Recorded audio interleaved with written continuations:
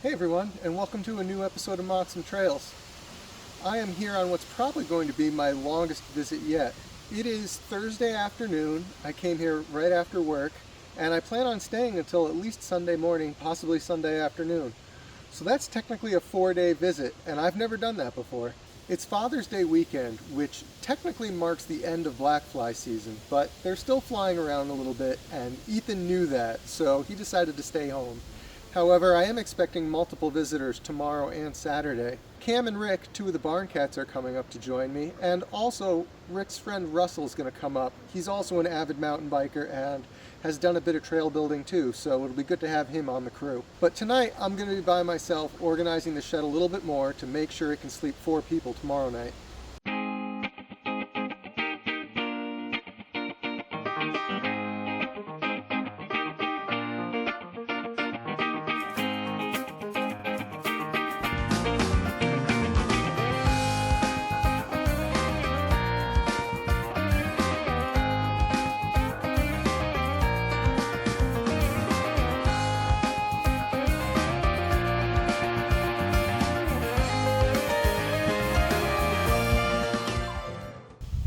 That was a lot of stuff, but like I said, I'm planning to be here for 4 days, so I'm going to need quite a few supplies.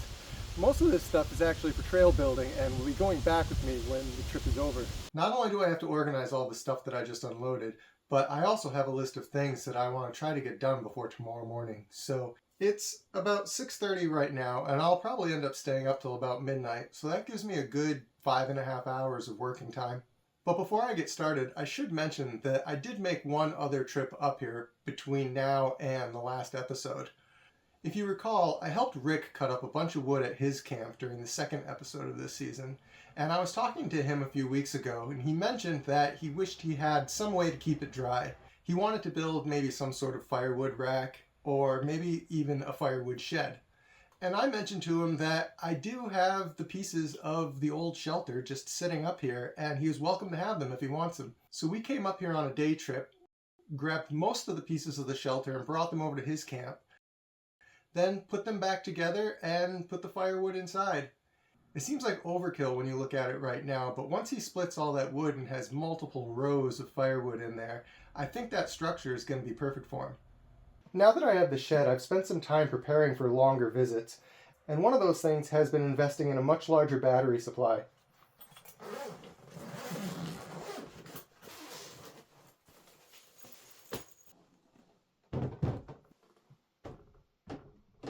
This is an EcoFlow Delta 2 power station, which has about a kilowatt of capacity, but I've also got a backup battery that's got another 2 kilowatts. So together we've got a capacity of 3 kilowatts here, which is more than enough to get me through a 4-day visit. But even if it wasn't, this entire system can plug into solar panels and charge while I'm here. And I should mention that I have enough money invested in this system that I'm not going to be leaving it up here. This will be coming home with me each time I bring it up. I'm going to try to get some of the easy stuff out of the way first. Besides the transit window over the workbench, this is actually the last window that doesn't have a curtain. So I brought this old curtain rod from home, and I have a couple of adhesive rod holders. I'm just going to throw this up quick.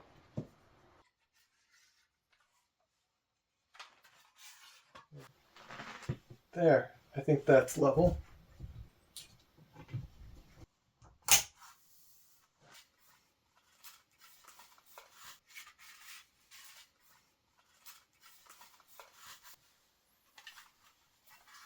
One thing Moxham Trails is not is fancy.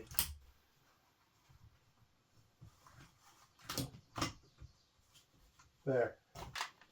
I grabbed my shelf pegs from home, so there's a few different varieties in here. Some things should fit the holes that hold up the shelf. But first I've got to empty it out a little bit. And I'm going to have to remove the wood screws that are currently holding it up.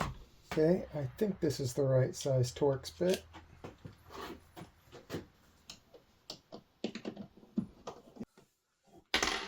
One screw out.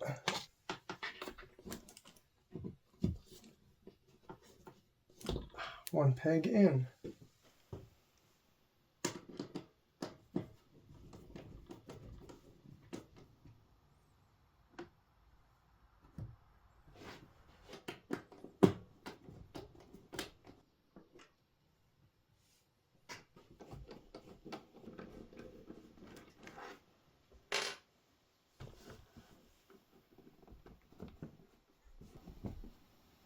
There, the way it should have been to begin with. I just moved the flag over a little bit because I need room here to hang my sword.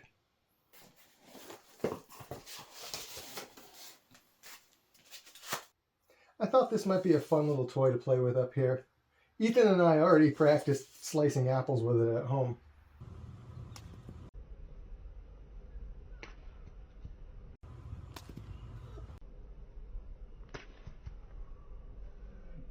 First, I need to install these hooks.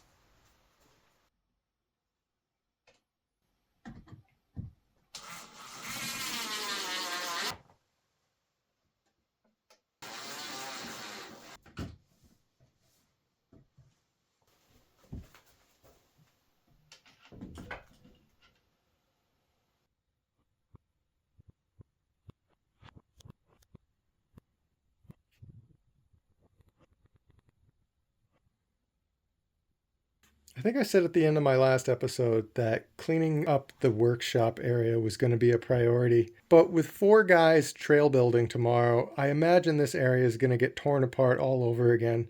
So I'm going to save my time and just leave it pretty much like this and then worry about cleaning it up after this visit. For years, every time Allison replaced something and the old one was still usable, I would hold on to it, hoping that one day I'd have a place like this to put it to use. The perfect example of that are these pillowcases. These used to be on our couch over a decade ago, and she replaced them with something else she liked better, but I held on to them, and now I have the perfect place for them.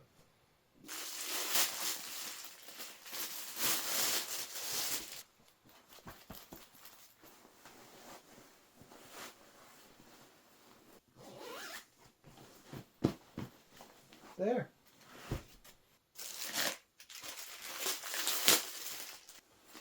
I take it back. Maybe Moxham Trails is going to be fancy.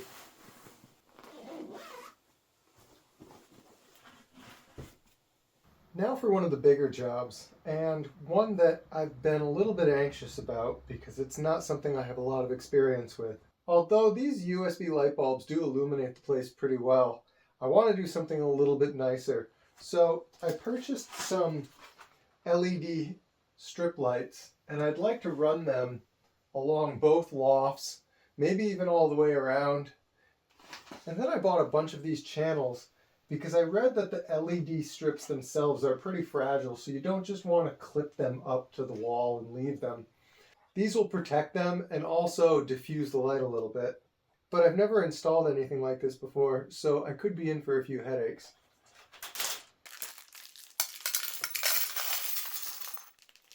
So the way this works is that these metal clips will be screwed to the wood through that hole in the middle. And then these actually attach to this like that. They clip right on. And then you put the LED strip in here, and these clear plastic covers either snap on or they have to be completely slid in from the end. That I'm not sure about. But it's going to involve some cutting, and that's where my plans could go awry. First, I think the controller itself can be mounted right about here, because this is where it's going to plug into the power station. I've got some of this adhesive Velcro. This go right there.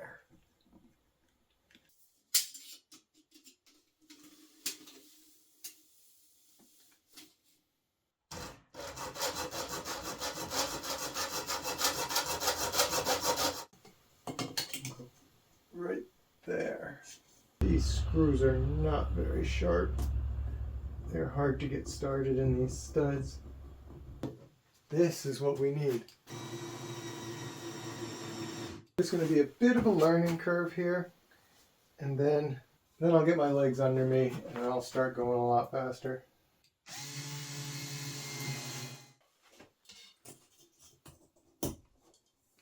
There. I was thinking I would put in a piece of channel and then run the strip, and then put in a piece of channel and run the strip, but I'm second guessing that, and I think what I'm going to do is run all the channel and then do the strip.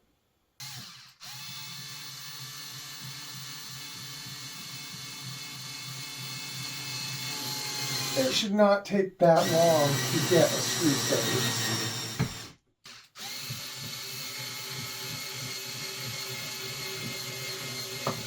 We're going to be in for a long night. Unless something changes and I find some sort of technique. Pilot holes? Do I really have to drill pilot holes for these things? Okay, this is going to add another step to every single clip, but I'll drill pilot holes.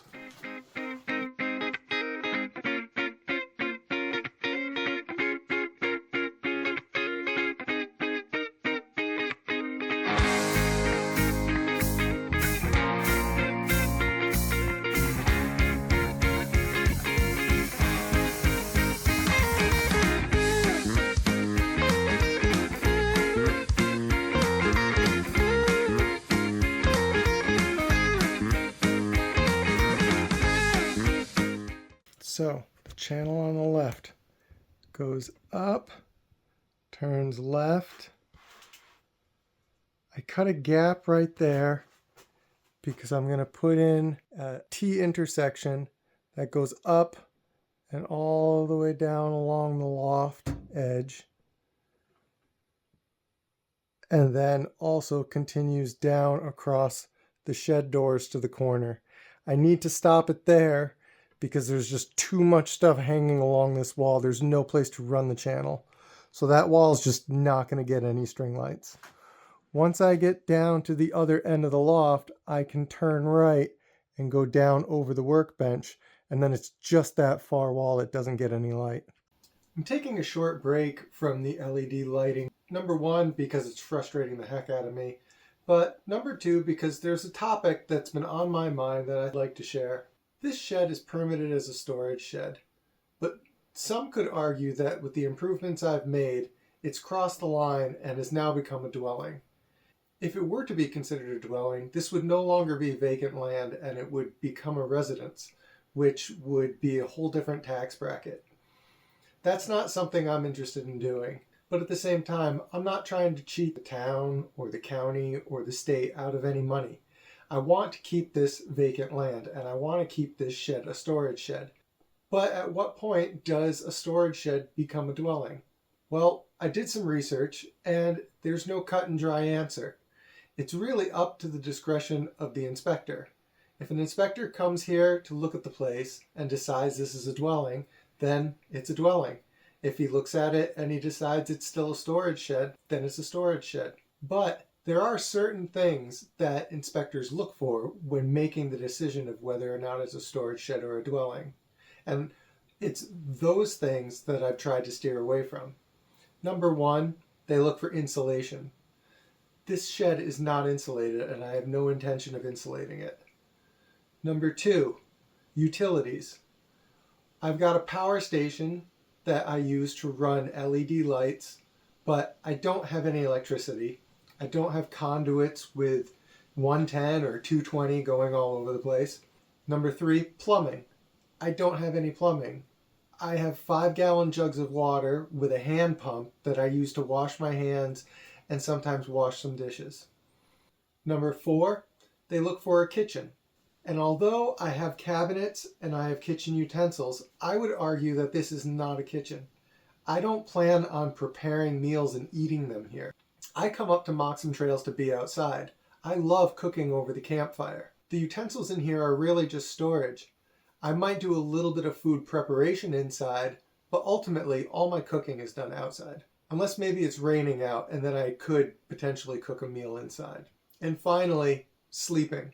Yes, I have spent the night here and will continue to do so, but I don't have a bedroom. If you look at the loft, there's no made bed up there. It's just a memory foam pad and I'm still bringing my sleeping bag up every time I spend the night. So, although an inspector could peek in the window and look around and say, yeah, this looks like a dwelling to me, I think I have pretty solid ground to make the argument that this continues to be a storage shed. Having said that, I'm starting to wonder if some of the improvements I've made to the shed are starting to detract from my outdoor experiences. For example, this is my silverware. It's just an old jug full of spoons and forks and knives. When I'm cooking outside or when I'm eating outside at the picnic table, this is a nice, easy container to grab and go out there and use. But inside the island, I have this nice little organizer for silverware, and I was going to take all this silverware and put it in there, but I'm not sure if I should or not. If I do that, then yeah, it's a little bit more organized, but I don't have the convenience of grabbing this and running outside whenever I want to eat out there. If there's 4 or 5 people here, we're all going to have to come in and get our utensils separately, or I suppose take this whole thing out and bring it out to the picnic table. This method is definitely more conducive for outdoor eating, which is what I intend to do. So, should I keep it in the container? Or should I organize it so it looks a little more presentable? Set the backdrop, baker in a bread shop. You can need those troubles away. Or on a hilltop, can you hear a teardrop? You can weep your worries away. Lick the lollipop, goody gumdrops. Let a chocolatier ease your pain. Oh, seconds when you don't stop and taking all that you got. They could eat, you're kicking a day. I see the sunshine down on the world, I'm feeling with some fresh air in my lungs. Feel the rush of cool across my face. And when the wind dies down and the earth is reeling with the exhale we call love. Not a cloudy view till all I can say. Take everything I own. Okay, that has got to have been one of the most frustrating tasks I've ever undertaken. It is 10 to 1 right now, definitely past my bedtime, but I've got the entire workshop side done, minus the back wall that I've already established couldn't get any lighting. Let's turn off the lights, turn on the LEDs, and see how it looks. Lights off. LEDs on. Actually puts off a decent amount of light. I kind of like it. I was hoping this would go in a lot smoother and I would have enough time to do the other side of the shed too, but there's just no way. So I'll save that for another time. These lights do have Bluetooth, so I can hook them up to my phone and change the colors and make them blink and all sorts of things like that, but I'm not really interested in that. I just want some ambient lighting. I'm going to call it a night. Tomorrow we've got a bunch of guys coming up and we're going to go into the woods and start working on the trails. Thanks for watching, everybody, and I'll see you on the next episode of Moxham Trails.